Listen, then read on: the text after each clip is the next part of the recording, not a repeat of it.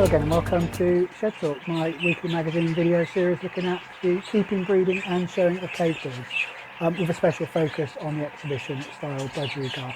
Well, after the challenges over Christmas, as this title of this particular episode suggests, we are getting back on track and we've not had, touch wood, any more major issues in the budgerigar breeding cage. Budgerigar breeding room so far. So all looks like we are getting back to where I think we should be. What I will do in this episode is we will update on 3 of the cages. So cage 1, which you might remember is a newish pair that we've only recently put down. Cage number 2, where we had a little bit of a delay in eggs hatching, and we'll see if we've got any more success with that particular cage. They're on their second round. And cage number 5, which was the real setback over Christmas, which is the Lutino hen. So they're a maiden pair. Neither the cockbird or the hen had bred in the cages before, both relatively young birds. And we had some major setback with eggs being destroyed. So we'll have an update on how that particular cage is going and what I decided to do with the one chick that was left in there. As always, if you enjoy this video or any of the other videos, then please do hit the like button. If you're not yet a subscriber to the channel, then please do subscribe to the channel. All the subscriptions help the channel to grow. And don't forget, please comment on anything you see in this video, or if you want to leave a comment to say what you would like me to focus on in a future episode. Right then, let's crack on and start off with cage number 1 and see if we've got any good news on the new pair. So the first cage then I'd like to update you on is the cage behind me, cage number 1, relatively new pair. Cockbird's been in there a little while. This cockbird is a yellow-faced opaline, and we've paired it to a green opaline as well. I did have a question from somebody about pairing opaline to opaline, and I know there's lots of people would say never pair opaline to opaline, and all the rest of that stuff about you'll be overrun with opaline. I actually quite like the opaline. I think it's quite a nice looking bird, and I don't mind if I have lots of opalines in the shed, so it's not something that really concerns me. The other thing I think, and it's just my own personal opinion, so I expect there'll be lots of people who will disagree with me on this, but I think that one of the problems with the opaline is that we've paired it across too many other varieties, and therefore we've lost that intensity of colour that separates the opaline from the other varieties. And perhaps by pairing back opaline to opaline, we'll begin to get some of the wonderful features that the opaline produces, some of that colour, that intensity that we get with a really nice looking opaline. Anyway, bit of a sidetrack there. So this pair here, a newish pair. Those of you that have watched the last couple of episodes will know that the hen had been clearing the nest, and I'm pleased to say now the hen in this best box has started laying, as you can see from these pictures of the inside of the nest box. So we've got through those early stages then of hen clearing the nest box and started to lay. All we need to do now is over the next couple of days is once we're happy that we've given these eggs a little while to develop, we'll candle these to see if any of them are full. So first hurdle over, we've got eggs in the nest box, so really happy with that. So that's the end. That's the first of the cages that I'd like to update you on, which is cage number 1. The second of the cages is the cage next to it, which is cage number 2. So cage number 2, this pair is on its second round, and you may remember in the last episode the eggs in here were a bit late hatching, and I was getting a little bit concerned that all of them were addled. So the ones that were that lovely pearly colour that indicates that the egg is full, a number of those have gone that horrible sort of greyish colour, and indicating that the egg wasn't viable anymore. But there were still a couple of eggs in there that were in that in-between stage, where I find as they're getting ready to hatch, they tend to go a little bit of a slightly darker colour anyway. So I was a bit hopeful with these, but given that the others were clearly not going to hatch, there were still those concerns in my head that they might not, that for some reason all of these eggs may have become adult, which would have been unusual because, like I say, this pair had, I think it was 3 in the first round, so that they brought up. So it wasn't like that I'd expected any problems with this particular nest. Anyway, my concerns were not validated in that the last 2 eggs in this nest box have hatched, and the chicks have been fed, and they look like they're developing reasonably well. You can see them here in the nest box. So I'm happy that we're going to get another 2, or probably going to get another 2 chicks off of this particular pair, which is always going to be helpful. I think this will be the last round for this pair. The early round, the first round, didn't produce anything particularly special. Interestingly enough, when I'm diverting slightly, going off topic very slightly, when I showed the 3 birds off the first round, when I did a very quick look at them, I said that I thought that the youngest of the chicks, Violet, looked like the best, and that the middle chick was a possibility and the youngest chick was a no way. That was my early thoughts on that. Someone mentioned in the comments that they liked the Cinnamon, which was the middle chick. And I must admit that whoever it was, I can't remember who it was. So if it was you that mentioned that, then do comment again below and say that was me. Anyway, interestingly enough, I'm inclined to agree with that person. That bird is starting to develop quite nicely. It's never going to be a brilliant bird, but it's starting to develop quite nicely, and I would say it's probably better than the Violet, although it is a little bit older, not massively, but a little bit older. Anyway, I just thought I'd mention that because somebody in the comments said that they like that particular bird, and I must admit I'm beginning to think that that's probably the better bird. Well spotted to whoever it was who mentioned that they thought the Cinnamon was a nice looking bird. Anyway, back to this cage. Like I say, we've got 2 chicks that have hatched in this cage and are developing nicely, been fed, so I'm hopeful that these will continue to develop and get to the weaning stage.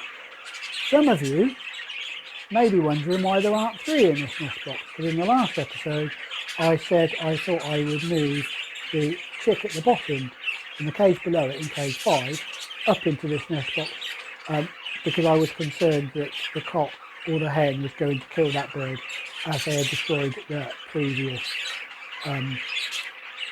eggs. So why aren't there 3 in this nest box? And given the title of this, I said all seems to be back on track. Was there a disaster in that nest box or not? Let's have a look now. So cage number 5, and this was in the last episode the real disaster, and I think I got a little bit annoyed or a little bit upset with this cage because it looked like it was going really well, and then suddenly, for whatever reason, one of the birds, I suspect the cockbird, destroyed all of the eggs that hadn't hatched. There was one had hatched and been fed, and the other eggs had been destroyed. So like I say, I was a little bit upset with this, and I did say that I was thinking about moving the chick out of here into the box above.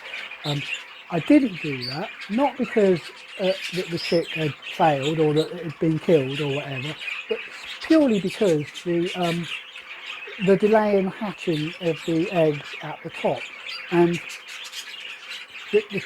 so this bird was being fed. It had lasted 2 or 3 days without the cockbird or any of the birds killing it, and I was a bit worried that I'd move it to the top cage and it would end up being the only chick in the top cage, because the other eggs in there, as we just said, looked like they might have been all adults. So I'd left it in here. It's now 8 days old, so it's time to ring this chick. And so I'm going to leave it in there. I know I shouldn't leave one chick. I know, you know, I'm going to be, all the comments will be, don't leave one chick in that nest box, move it to the top one now you've rung it. I'm going to leave it in here just because this is my only thinking behind here, and I suspect I'm wrong, but my thinking behind it is that this is a maiden pair and they're not used to raising chicks. And what I'd like to do is to get this hen to raise this, and so they've got birds to feed and to do all that sort of stuff, just so they get the experience of raising those the chicks that are in here. So so that's my thinking behind it. I'm probably going to, in the next episode, going to regret saying that, but anyway, that's my thinking behind this. What I will do now is we'll get this chick out and we will ring it, and whilst I'm ringing it I'll talk a little bit about why we ring birds, because I noticed on a number of the various Facebook pages, particularly those that aren't dedicated to the exhibition style budgerigar, but particularly the pets, some of the pet type Facebook pages that I am a member of, quite often people will talk about rings and banding as a bad thing, you know, and talking about how can I remove it, I don't like it, all this sort of stuff. So I thought what I'd do is talk a little bit about why I and many other breeders will ring the birds, and the advantages of ringing it and the disadvantages of not ringing birds from a breeder's point of view. Okay, so this is just a breeder's point of view, and not those of you that will have got, you know, that are just keeping birds as pet birds. Anyway, let's get it out, let's ring it, and let's talk about ringing. So as I've got this youngster out and I'm about to ring it, I thought I'd talk a little tiny bit about why we ring birds. And as I said, I do quite often see feedback on some of the various Facebook pages about people's concerns about, you know, rings or bands, I think they're quite often referred to, on pet budgerigars in particular. So why do breeders ring their birds? So I suppose the main reason, certainly from my point of view, the main reason is so that I don't, to keep a track of the birds. If you're breeding birds, you want to know the background of that bird, not just because you're constantly trying to improve and you're looking, you know, whether there was any faults in the line and all that sort of stuff. But equally, you don't want to be breeding birds too closely together, because, you know, most of us that breed for exhibition purposes breed to, or tend to line breed. But you don't want to be breeding too closely together because that will produce problems with a particular bird. But on the other hand, you don't want to breed too far apart because otherwise you're mixing the genetics a little bit too much. So that's the main reason. And you know, if you're a pet owner out there, I'm sure you'd appreciate that you don't want your young bird to be, you know, have faults that have been produced into the bird just because they are bred too close together. So those, you know, genetic defects because the bird's being bred too closely together. The other thing is, of course, the ring will tends to give us an age of the birds. You know, I need to know how old they are.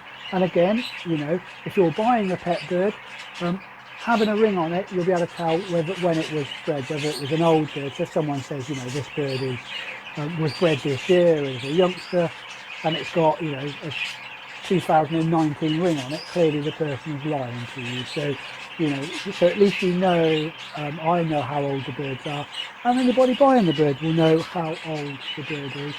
Also, I can look back in my records and see if a particular bird has a particular problem, whether it might be a problem with, you know, I don't know, feather cysts, or whether it's an egg-eating bird, that sort of thing when I'm breeding, and I can warn the anybody who's purchasing the bird if there are any problems with that particular bird in terms of its history.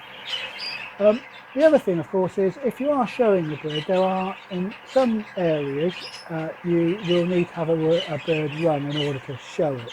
Now, that doesn't, not all birds need to have a ring on to be shown. But from the point of view, so the budgerigars, for example, if I'm going to show them in the breeders section, then they will need to have a closed ring budgerigar society produced ring on that particular bird. And indeed, if they want to win any of the awards, whether it be in the breeder section or the non-breeder section, they will also need to have a Budgerigar Society ring on it. For other areas, like my fives that I breed, they don't need to be rung in order to win the awards, as far as I'm aware. It may be that for some of the specialist shows, they might require that they've got a ring on them. But currently, as I understand it, they don't need to have a ring. But I still ring my fives for the reasons I gave earlier, in terms of the requirement for understanding the history of the birds. Leads me on a little bit in terms of closed ring against split ring. Closed ring, as it says, you know, is a band that has it's closed, it's completely sealed all the way round. That must be put on before the bird is fully grown, so I normally put those on at about 8 days to 10 days for the budgerigars. And once the bird grows, it makes it difficult or the ring won't come off, and also I can't get it on, you can't get that ring onto an adult bird. So there's no way I can cheat by saying it's younger than it is. Split rings, as I say, they've got a split in them and they can be put on at any age of the bird. So in reality, if you've got a split ring on a bird, there's no guarantee that it's that age. Whatever the ring date is, there's no guarantee that it's that old. Anyway, that's the reason why I ring birds, and that's the reason why people or breeders will tend to ring their birds, and they don't do any harm to the bird. Occasionally you'll get something underneath it that may cause the swelling of it, providing normally this is when they're still in the nest box. And if that's the case, I will cut the ring off the bird. It's relatively easy with a pair of clippers just to cut the ring off, and that will then alleviate any problem with the bird. But 99 times out of 100, you don't have a problem with a bird that is rung. So there we go, that's ringing birds. Well, that brings us to the end of another episode of Shed Talk. And by the sounds of the amount of noise going on in the shed at the moment, it's probably a good job we've finished recording, because I'm hoping that you can still hear me over the top of the very noisy birds. Like I say, the end of another episode. As always, if you do enjoy it, please do hit the like button. But most importantly, do stay safe, enjoy your birds.